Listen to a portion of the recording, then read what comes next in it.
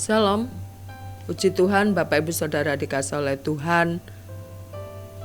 Kita mau belajar firman Tuhan terus dan tetap semangat dalam proses pembelajaran hidup kita.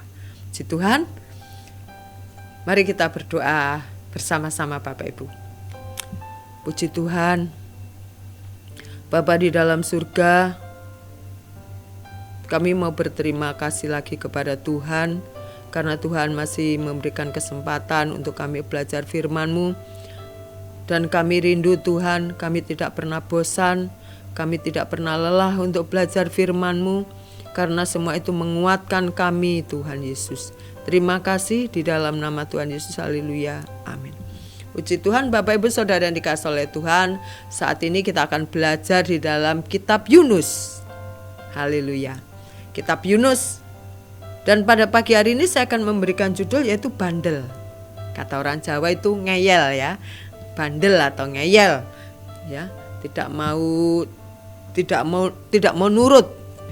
Kitab Yunus ini kalau kita pelajari ya, Yunus itu artinya merpati, dan Yunus ini adalah bagian dari keturunan suku Benyamin.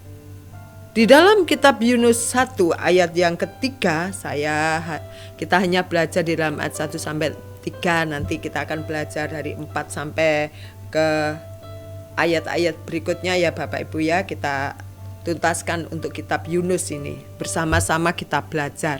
Puji Tuhan. Di dalam ayat pertama dikatakan, datanglah firman Tuhan kepada Yunus bin Amitai demikian. Ya, Yunus bin Amitai, berarti Yunus anak Pak Amitai. Bangunlah, pergilah ke Niniwe, kota yang besar itu, berserulah terhadap mereka karena kejahatan telah sampai kepadaku. Ya, dikatakan pergilah ke Niniwe karena kejahatan telah sampai kepadaku. Ya. Berarti orang-orang Niniwe ini adalah orang-orang yang tidak mengenal Tuhan. Dia melakukan kejahatan sampai terdengar oleh Tuhan. Apa sih yang tidak didengar oleh Tuhan? Tetapi maksudnya di sini ya, kejahatannya itu sampai melampaui batas. Niniwe kota yang besar itu ya, karena kejahatannya telah sampai kepadaku. Kalau kita ingat bangsa Asyur, nah Niniwe ini adalah bagian daripada bangsa Asyur, bangsa yang senang berperang. Ya, terkadang dia memenangkan peperangan itu. Bangsa Asyur, bangsa yang garang, bangsa yang kejam, bangsa Asyur itu. Tetapi Yunus bersiap untuk melarikan diri ke Tarsis, jauh dari hadapan Tuhan. Bapak Ibu Saudara dikasihi oleh Tuhan, saya akan lanjutkan sampai ayat yang ketiga. Ia pergi ke Yafo dan mendapat di sana sebuah kapal yang akan berangkat ke Tarsis. Ia membayar biaya perjalanannya, lalu naik kapal itu untuk berlayar bersama-sama dengan mereka ke Tarsis, jauh dari hadapan Tuhan. Saya lihat dan saya belajar, Tarsis kalau sekarang itu Spanyol, ya, Tarsis. Niniwe itu Irak, ya Irak. Asyur, bangsa Asyur. Nah, Bapak Ibu Saudara yang dikasihi oleh Tuhan, waktu Yunus ini dipanggil oleh Tuhan dan dia diharapkan untuk pergi ke kota Niniwe karena Niniwe banyak melakukan kejahatan. Yunus ini sudah menangkap maksud Tuhan. Maksudnya, kalau dia sampai ke Niniwe menyampaikan kabar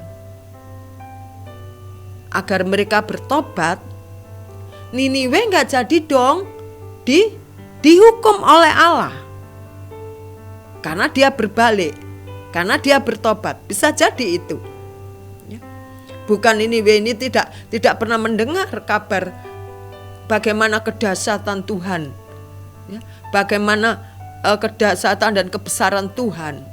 Dia dengar, ya. Dia tahu itu. Tetapi Yunus ini merasa, wah enak sekali kamu, ya, kamu orang jahat, minta maaf, minta ampun kepada Tuhan, bertobat kepada Tuhan, kamu gak akan dihajar lagi, gak akan ditegur lagi sama Tuhan. Kamu gak akan dihukum lagi ya oleh Tuhan. Kan orang jahat wajib dong dihukum. Orang jahat wajib dong mendapat imbalannya sesuai dengan perbuatannya. Ya, buat apa dimaafkan, diampuni? Enak sekali, dia sudah melakukan kejahatan kok. Nah, Bapak Ibu Saudara yang dikasihi oleh Tuhan, ada di sini dikatakan tadi ayat yang ketiga, ia pergi ke Yafo. Yafo itu saya catat, Yafo itu adalah kota metropolitan di Israel. Jadi dia ada di sana melarikan diri, Yafo. Ya. Buat apa gitu? Orang jahat yang harus dihukum. Dia sudah jahat kok. Itu manusia kita, itu daging kita. Tetapi yang kita ketahui, Tuhan adalah Allah pemaaf. Dia adalah pribadi yang memaafkan, yang memberi kesempatan untuk orang bertobat, untuk orang kembali ke jalan yang benar. Bapak Ibu Saudara yang dikasihi oleh Tuhan, dari ayat 1 sampai ayat yang ketiga yang kita pelajari dari sikap-sikap Yunus ini adalah dia tidak ingin orang lain itu mendapat anugerah. Dia ingin orang lain binasa sesuai dengan yang dia lakukan, dia kerjakan. Kita tahu bagaimana untuk kita lepas dari hidup yang salah, yaitu kita mentaati, kita belajar untuk taat kepada firman Tuhan, yaitu Tuhan sendiri. Belajar, tidak ada orang yang tidak belajar, dia terus belajar selama dia hidup.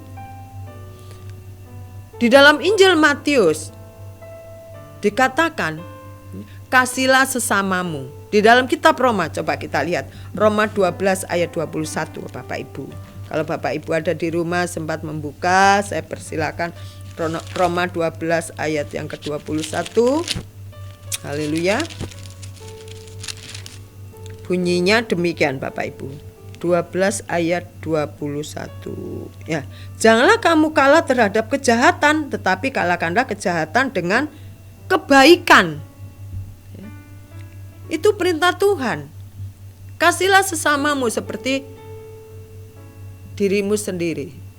Ya. Kalau saudaramu menampar pipi kiri, berikan pipi kanan. Kita harus memberikan pengampunan kepada orang yang bersalah kepada kita. Tidak jadi kita senang ataupun kita menjadi bahagia, kita menjadi tersenyum kalau orang lain mengalami kesusahan. Kalau orang lain mengalami penderitaan, kita bersorak, haleluya. Dia sudah menerima imbalannya. Saya percaya kita bukan orang yang sejenis itu.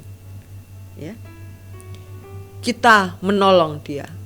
Apa yang kita lakukan dengan kata menolong? Kita bisa berdoa buat dia supaya dia berbalik lagi kepada Tuhan, supaya dia bertobat kepada Tuhan. Dan tugas kita sebagai orang percaya yang menjadi duta Injil atau duta Kristus, kita menyampaikan, yuk kita berbaliklah pada Allah.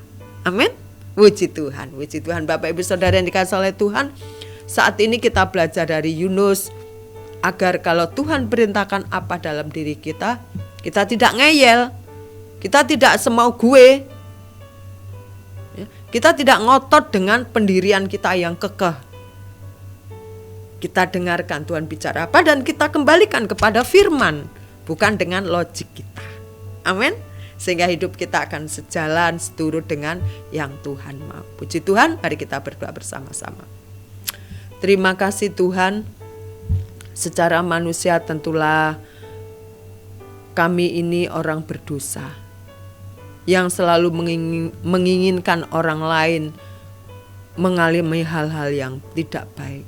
Tetapi kami tahu kami diselamatkan oleh kasih karunia-Mu, kami diselamatkan oleh anugerah-Mu, dan kami rindu juga saudara-saudara kami yang lain Tuhan menerima anugerah seperti kami. Agar mereka berbalik lagi kepada Tuhan. Terima kasih, pakai kami dengan apa yang bisa kami lakukan untuk kemuliaan Tuhan. Terima kasih di dalam nama Tuhan Yesus, haleluya. Amin.